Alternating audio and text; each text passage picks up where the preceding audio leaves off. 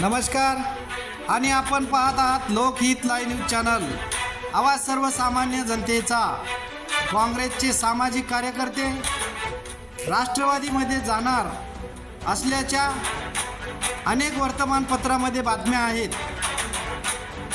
आम्ही त्याबद्दल साहेबराव कांबळे साहेबांशी विचारणा केली असता मी फक्त काँग्रेसमध्येच राहणार अशी प्रतिक्रिया लोकहित लाईव्ह न्यूज चॅनलशी बोलताना व्यक्त केली। पाहूया सामाजिक कार्यकर्ते साहेबराव कांबळे यांची प्रतिक्रिया। सर्व मुस्लिम बांधवांना बकरी ईदच्या हार्दिक शुभेच्छा।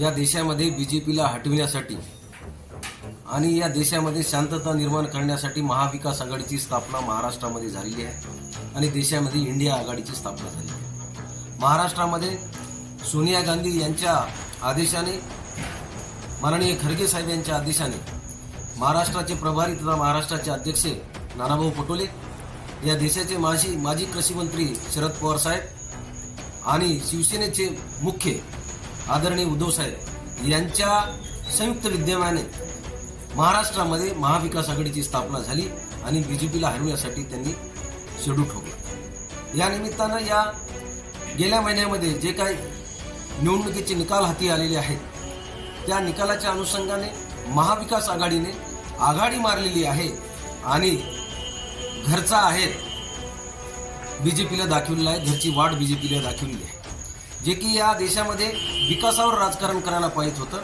पण बीजेपीने हे राजकारण धर्मावर जातीवर केलेलं आहे। गरिबीचा नारा त्यांनी दिला, गरिबी हटवलेली नाही। या देशामध्ये रोजगार निर्मिती केलेली नाही। जे काय भलं केलं तर त्यांनी मोठमोठ्या बिल्डरचं आणि मोठमोठ्या कंपनीवाल्यांचं भलं केलेलं आहे। त्याच्यामुळे सर्व जनता त्यांच्या नाराज होती, शेतकरी नाराज होता। त्या अनुषंगाने या इलेक्शनमधून त्यांना त्यांची वाट दाखवलेली आहे। त्या अनुषंगाने या सर्व नेत्यांचं अभिनंदन करणं हे आमचं कर्तव्य आहे। मी महाविकास आघाडीचा म्हणजेच काँग्रेसचा एक घटक आहे।